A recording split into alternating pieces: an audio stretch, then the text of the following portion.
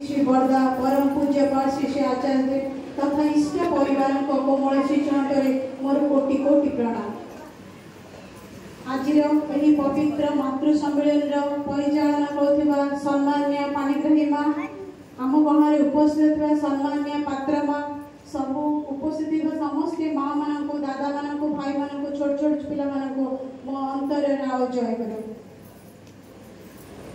आज हूँ एक पवित्र दिन। आज हूँ आम परमात्मा जगज्जननी श्री श्री बड़मांकर 125तम जन्म महामहोत्सव। आम मैंने समस्त जानी केते सुंदर साजसज्जा होती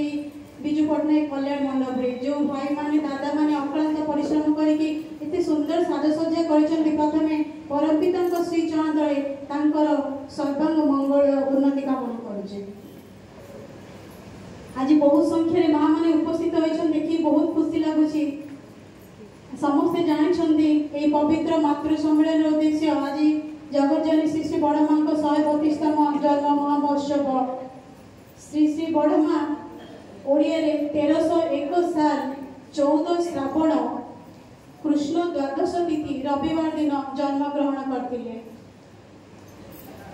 दिन प्रत्युषरु बड़मा श्री श्री बड़मा माता माता त्रिनयनी देवी जेते बेले अति प्रत्युषर से गोटे स्वप्न देखती हठात से उठी पड़ती और माँ को कहती माँ मुझे गोटे स्वप्न देखिली। माँ कहते कौ स्वप्न सी कहते माता त्रिनयनी देवी मुझे प्रत्युषर स्वप्न देखिली जे आम घर को स्वयं लक्ष्मी माँ आसी अति श्वेत वर्ण शुभ्र शाढ़ी पिंधि नाली रंगर बड़र नाली रंग अच्छी पादर अलता लगी देहर गोटे तेज बाहर सी हठात आम घर भीतर को आसुंच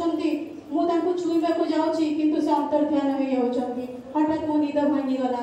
माता त्रिनयनी देवी कहते अति सुंदर स्वप्न किंतु स्वप्नटा तू क्या कहबुनि। तापर किसी समय जाइए धीरे धीरे झिपझिप वर्षा होउछि सेतेबेले माता त्रिनयनी देवी को प्रसव जंत्रणा आरंभ हो जाइछि। तापर सकाळ 8:50 समय श्री श्री बड़मांकर जन्म ग्रहण करछन्ति। श्री श्री बड़मा पिला बिलणु ही सी अति श्वेत स्फटिक भली थिले तो सेथिबे तांको आई माँ तांको ना देथिले फटकी। पिला बेलु से छोट बेलु ही निज मामू घरे रहिथिले। निज आई श्री श्री बड़मा को आई शिव भक्त थिले से शिव ठाकुर को बहुत पूजा करती श्री श्री बड़मा को केमिति पूजा करू सबू पुराण पोथी कथा पढ़े दिखती। श्री श्री बड़मा अति जत्न सहकारे शिव ठाकुर को पूजा करती अति सुंदर भाव भक्ति सह पूजा करती। श्री श्री बड़मा तो कथा अवर्णनीय अतुलनीय जार वर्णना करहबनी ता विषय मु कौन बा कहबी। जहाँ माँ को निर्देश अच्छी अल्प किसी आपण बड़ माँ विषय आपरे तोली धरुची। श्री श्री बड़मा स्वामी परायण थे। श्री श्री ठाकुर बड़मा को गोटे चिठी लिखिले से चिठी से कहते लिखिले तुम्हें सती तुम्हें साध्वी तुम्हें सती तुम्हें स्वामी परायण तुमको मैं कि शिक्षा देवी बरम एपरी नारी ठार मोर बहुत किसी शिक्षा करार अच्छी। देखो केते बड़ कथा जी जगतर मालिक जी परम उद्धाता सी निजे कहते तुम ठार मोर बहुत किसी शिक्षा करार अच्छी माने एते बड़ व्यक्तित्व सी आम बड़ माँ छड़ा आ कहार भी नुह। सी जिते बड़े छोट बेलू बाहागर होती सी आसी पाबनार हिमायतपुर को आसी ठाकुर लीला संगीनी होगी आसी बाधा विघ्न कष्टर सम्मुखीन करने पड़ती किंतु दिन हेले से कष्टर प्रत्युत्तर देना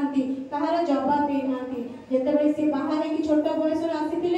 माँ कहते माता त्रिनयनी देवी माँ रे तू बाहर जाऊँ देखू स्वामी घरे जमी तोर शशुर शाशु स्वामी जी जी अच्छा परिवार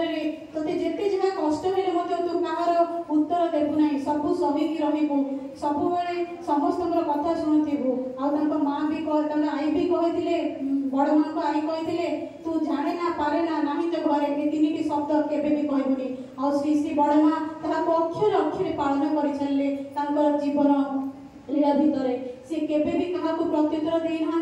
कहार किसी भी सी खराब चिंता करना बर सबू किसी सही बही जिते दुख कष्ट आसले भी सी सही एमती तो बहुत किसी घटना अच्छी कहले भी सरबनी बड़ माँ विषय आपण समस्ते जानी गोटे छोट कथा कहूँ माने सी केते स्वामी परायण थे ठाकुर जीवन छड़ा से ठाकुर अन्य कौन चिंता द्वितीय चिंता मध्य पशु नाला किपर से ठाकुर को भल रखिए जमी कष्ट न हम केमी सी गोटे स्वामी परायण उठे जीवन प्रथम लक्ष्य था स्वामी पूजा। तो ठाकुर कहते जे मुझे नारी देह थोड़ी जन्म ग्रहण करें ठीक ये बड़ बो भूल से ठाकुर बड़ माँ को बड़ बो कहते ताहले से जी जो असुविधा जहाँ कथा नहीं आसुले से ठाकुर बड़ माँ पाखक पठे दौले जे जा बड़ माँ तुम समाधान करदे आ समस्ते निजर समाधान पाई खुशी चली आसुले जिते ठाकुर सब प्रत्युष बड़ माँ उठी ठाकुर दिन को प्राय 30 खंड पान खाऊले बड़ माँ प्रतिदिन सका उठी निज स्वहस्त ठाकुर को जो प्रकार पान दरकार से प्रकार पान से भांगिकी डब्बा को अति सुंदर भाव सजाड़ी रखुले पूरा दिन से गोटे दाग भी रोक ना गोटे चूनर दाग भी नाला केते जत्नवान थे सी ठाकुर प्रति। आ गोटे छोटिया घटना हूँ बड़ माँ सहबार शक्ति श्री श्री ठाकुर से कलिकता रोते से ठाकुर सान भाई खेपुदा सी थे कहते सुजी हालुआ खायापी सुजी हालुआ खायापी श्री श्री बड़ माँ जाइए सुजी हालुआ करने से तो छोट छुआ से तो जानी नी से सुजी भाजु भाजु सुजी को पूरा पोड़ी सुजी हालुआ करदे तो से खेपुदा जो आसिक देखी पूरा रागरे पंचम से कौन सुजी गिराणा को फोपाड़ देले पूरा से श्री श्री बड़ माँ शशुर शिवचंद्र पिता शिवचंद्र चक्रवर्ती से दूर थी सब देखुले सी कहले सी श्री श्री बड़ माँ शाशु माता मनमोहिनी देवी को डाकिले आ कहले छोट छुआटा सी जानी तुम्हें टे शिखेदेले था माता मनमोहिनी देवी कहते सी गोटे एमतीका झील केते जहाँ पचारे भी सी जानी केवे कहूनी सी सीना जानी कहले मुझे बुझे कि सब जिनस हाँ कहे ये श्री श्री बड़ माँ केवे केते कौन सी जिनस सी केवे क्या ना बोली कहती से व्यक्तित्व भितर आम समस्ते धरिकी जीवन आम जीवन आदर्श करके श्री श्री बड़ माँ ठारू किछि किछि शिखा समस्त जीवन तो भूल ठीक रही है किंतु आम जीवन को बड़ माँ जीवन शैली जहाँ आम जहाँ जहाँ पढ़ुचे जहाँ जहाँ देखुचे जहाँ बरमाध्य आम बरमाध्य जगजनी श्री श्री बड़ माँ संस्पर्श आम जहाँ आसी जानुचे आम जीवन में टिके टिके फुटाई चरितार्थ करवा ये समस्त शांति स्वस्ति सुदीर्घ निरामय जीवन प्रार्थना करुँच जय।